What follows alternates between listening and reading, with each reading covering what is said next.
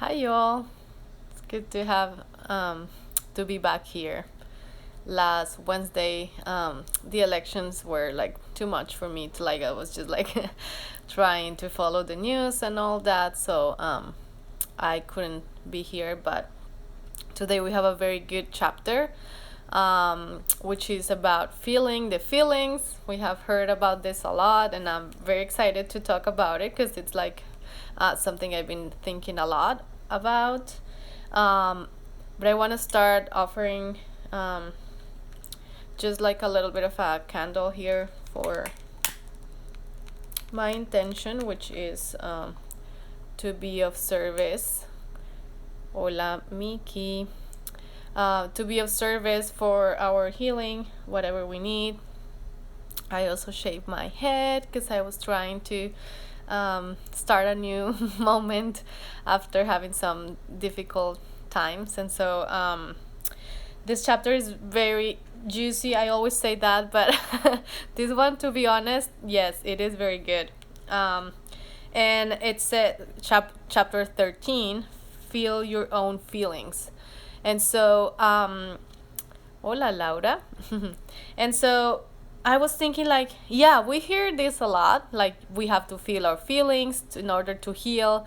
It's on the movies now. It's everywhere. But what is it? What does it mean to feel our feelings? And so I wanted to like do a little bit of a, like, as I always do, tell you what I have been thinking this week about feelings. And I didn't say this, but this is a session of Codependent No More commented. We go one chapter at a time. And so, how is it that we feel our feelings? What does it mean? How do we do that? And so, a lot of work, as I have heard and study myself and like go in my healing process, is and this is gonna be funny, but feeling what I haven't felt in many years in order to be in the present time. So part of what it is feeling our feelings might have to do with dealing with some like stuck energy from our childhood. And there is a reason why we always go back to our childhood, which is a little bit of a, yes, everyone says go back, think about your mom, your dad, and like, yeah, it makes sense because when we were little, things could have been very difficult to handle for our brains, and we just did not felt what we had to feel. And so when we start thinking, okay, you have to feel your feelings, you might be thinking of feeling your feelings from 30 years ago, 20 years ago, 15 years ago, And so how is that you do that? And I wanted to talk about this because it's not that if I just sit and say, okay, I want to feel, it's going to happen.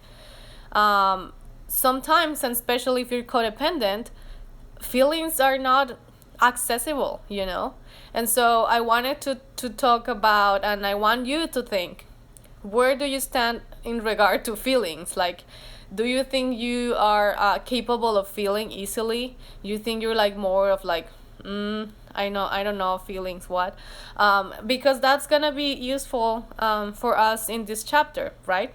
So I've been reading a lot about attachment theory because it seems to be really useful for codependency.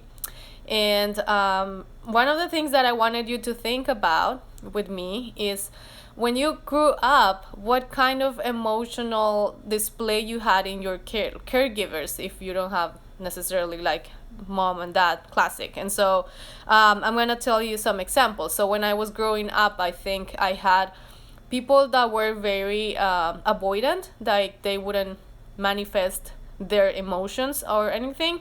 And then I had the other sort of like option, which is the narcissist, the one that is manipulating you with their feelings. So this kind of like attachment styles create responses in you.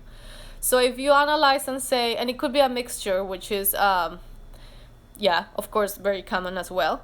So if you grew up with someone that was very manipulative and like a narcissist, you could tend to avoid, not feel, in order to feel safe, because it was a lot and people were manipulating you with their feelings, and so it doesn't feel safe to feel.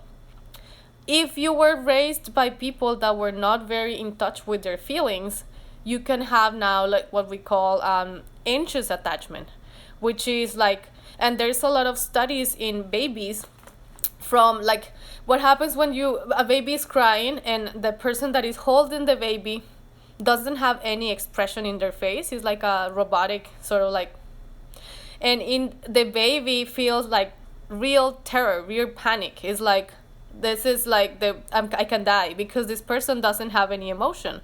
And so that is the baby. When now we're here many years after, and when you feel that you have someone that doesn't feel like, it's really scary, you know.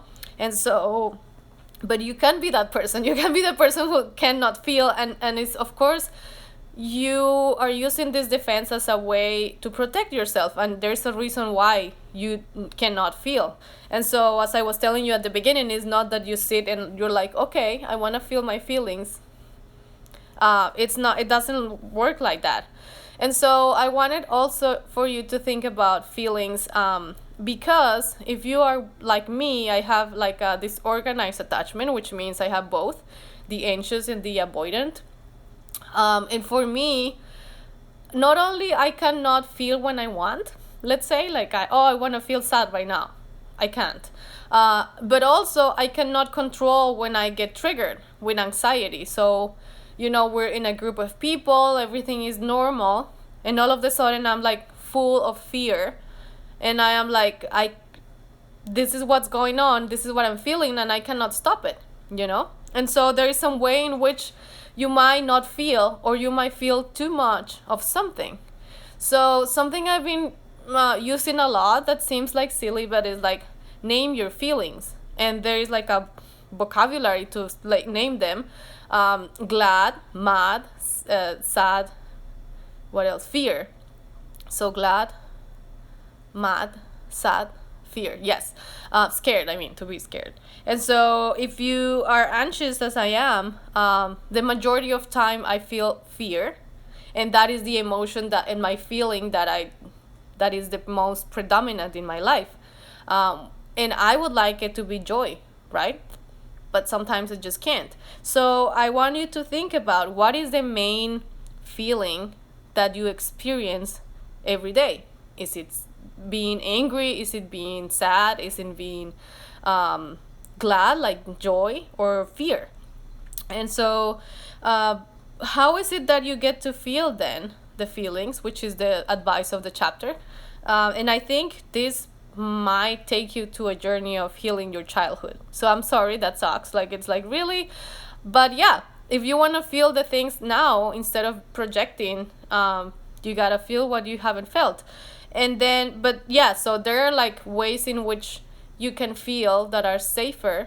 Because the thing is, all right, if I had trauma in my life, I don't want to feel it now and like re-traumatize and feel like desperate and like, no. So what are the tools that we have so that we can feel what we haven't felt and like unfroze our life, you know? Because that's the thing with trauma, or like whenever bad things happen to you that you couldn't process, is that your nervous system is hooked in the past and you cannot like experience the present tense. And so how is it that you go back and sort of back in time, right? And feel the feeling so that you can be present now. So that is sort of like the invitation that is happening here. And it's not as easy as we might think. So again, it's not like, okay, I'm going to think about my childhood and be sad and then be okay.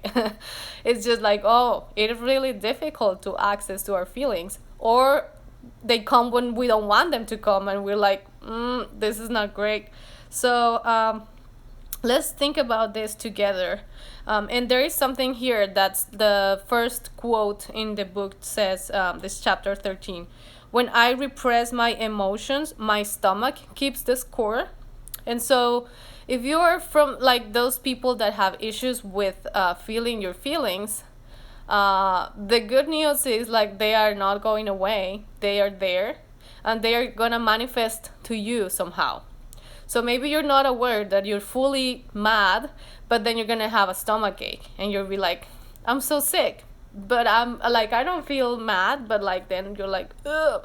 And so because this is energy, right? feelings are energy in your body. They go up and down, like. And so I've been reading this other book that I might do some sessions about, which is The Body Keeps the Score. And it's a book that talks about how your body is feeling the feelings that you don't want to feel, like in here, that you don't want to see. And so I want also for you to think about your health, physical health, because there are some symptoms about stuck feelings that she gave us here, which is, for example, neck pain or like back pain, stomach ache, among others. So if you have that, it's interesting to explore if that could be connected or not with a feeling. And before starting, the last thing I wanted to say is it's very, very healing for you to see how the others respond to your emotions or your lack of emotions. So in our society, for example, cis men usually, are like raised to not have much feelings or hide them very well. So it's a myth that they don't have it. They have it, but it's very hidden inside. And so what happened if you're an unavailable, like emotionally unavailable man, how does that impact others? Not for you to feel like guilty and but more to understand how this mechanism of not feeling might be in your way if you want to connect with people, but it doesn't work well. Why is it? And so, and same, when I am anxious and feeling too much, that also affects other people. They tend to be like, this is too much, I can't. And that makes me feel more alone. And so, but I don't blame them. I'm learning how my emotions affect them. And so it's a good exercise, right? So let's go over this. And I think, what she starts saying is sometimes we withdraw emotionally to avoid being crushed. And so if you're a codependent that grew up in an environment that was very chaotic and confusing, you have probably a very good tool, which is not feel. Take distance, because if you feel, it's too much, right? And so again, think about your past and see if that applies to you or not. And then she says our feelings may provoke unpleasant reactions in others, such as anger. So again, if you grew up in an environment where you as a child would have feelings, as is healthy for a child, and your caregivers would be mad at your feelings or scared by that, you were okay, so this is not what you do, and you don't feel, or you try not to feel, right?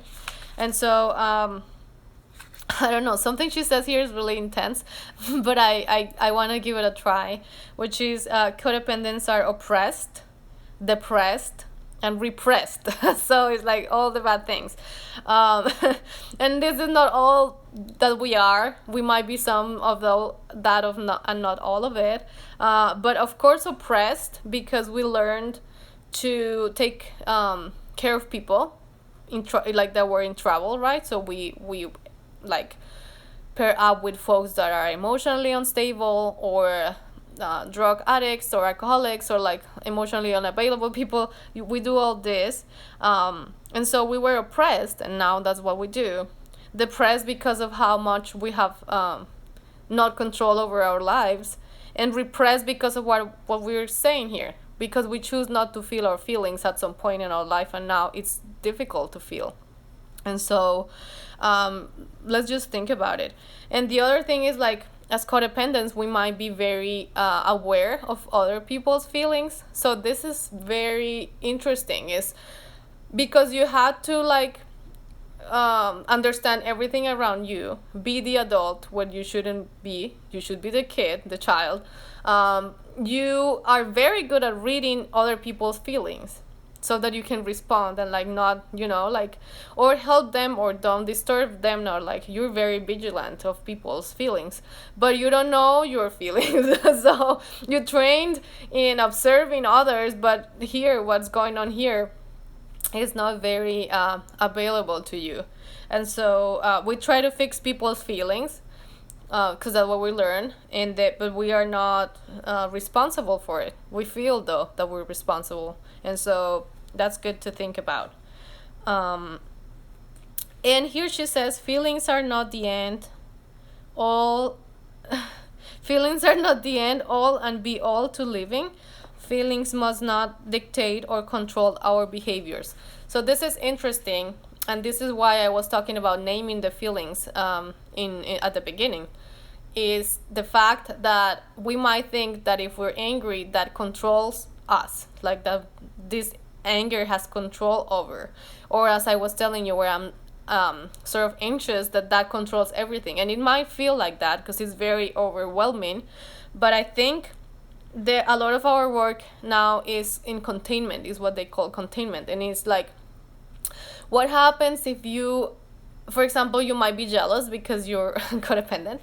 So what happens to you if you tell your partner, I am so jealous right now, I am owning my jealousy, and I really, really want to control you.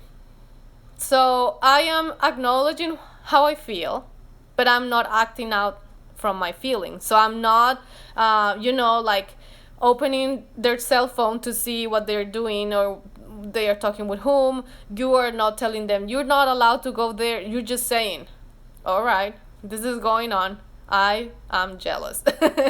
and exploring that, And this is why group therapy is so good, and she actually recommends that at the end of the chapter. Is because in group therapy you learn how to do this with people that you don't know, and you're like, yeah, I feel angry, but you're not smashing things, you're not like, punching people in the face, you're just naming. And what happens when you name, the emotion loses its power because you are in control. There's a part of you that can name that emotion, so that means that the emotion is not all of you. And so this practice is really good. If you haven't done it, do it. And if you're the one who cannot feel, what happened if you say that, So I was in a group where someone had experiences of trauma, intergenerational trauma, which is not something I feel like I have had. I might, but I haven't worked in that. And so when that person was talking about it, we were asked to connect from the heart.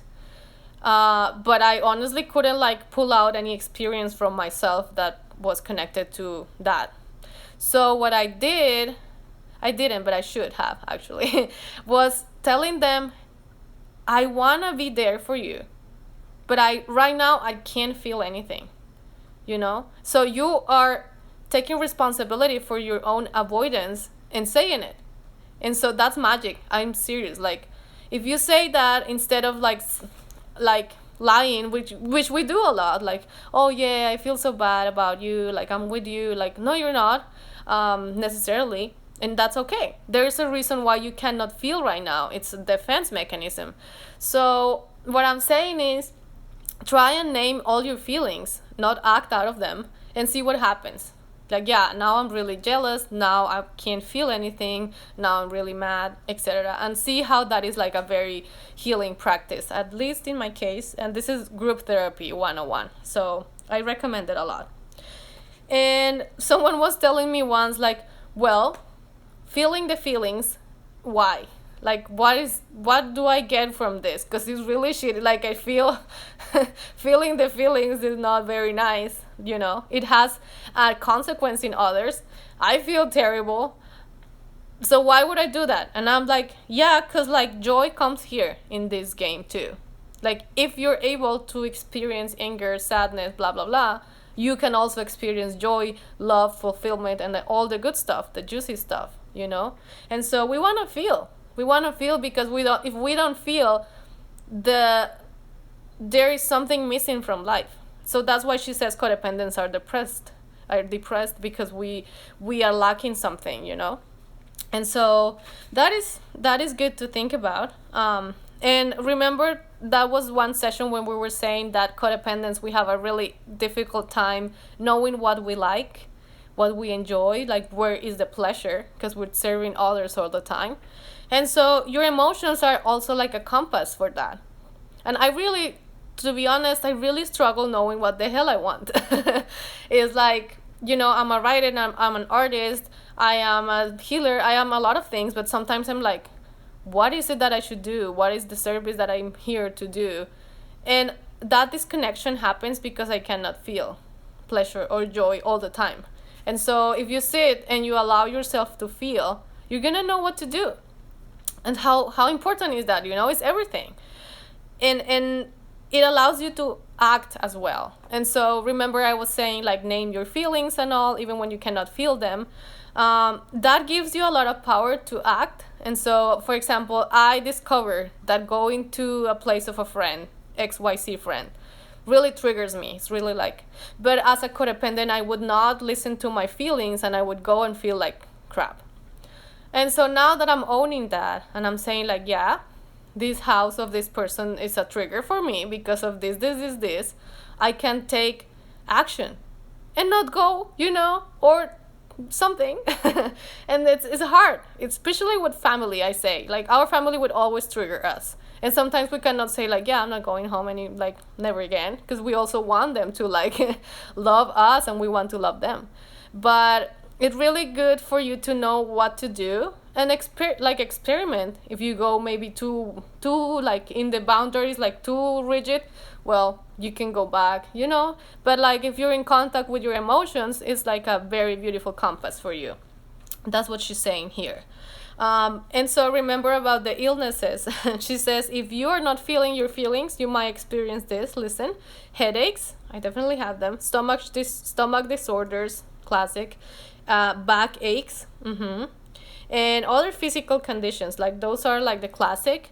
You might also have compulsive behaviors. And so, of course, if you're repressing your feelings all the time because of many reasons, you are gonna tend to, like, or drink a lot, or have a lot of weed, or have, like, compulsions, so that you keep numbing yourself. And so that's something to look at. Yeah. And she says feelings are energy. Repressed feelings block out our energy, which is everything I've been saying. And so I think I have 5 more minutes, and I want to go over everything. This is such a good chapter. But I wanted to read this part, which is feelings are not wrong. They are not inappropriate. We don't need to feel guilty about feelings. Feelings are not acts. That is wild. That is beautiful. Because as I'm telling you, like, I can tell to a partner, I am so jealous right now. I'm not acting on it. I'm just saying, I'm naming. And that's not good or bad. That's real. That's what I am. So that is the beauty of the emotions, is that they are what they are. Sometimes I'm like, I'm judging this person, and I feel like angry, and I own that, and that's what I am, what it is. So I don't go and, like, tell them horrible things, but it's just, feelings are not good or bad. And I think that's really good to hear. I personally think. We don't pass judgment on ourselves for our feelings. We experience them. We allow the energy to pass through our bodies. And so that's nice.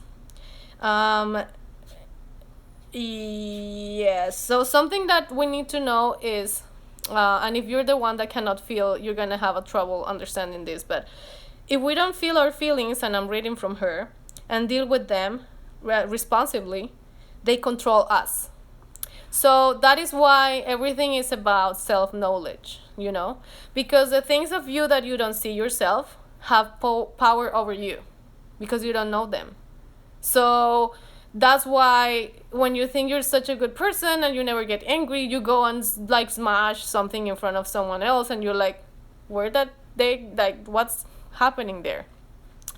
And that is, like, extreme, but, like, it's just like emotions that are not taken care of will take care of you.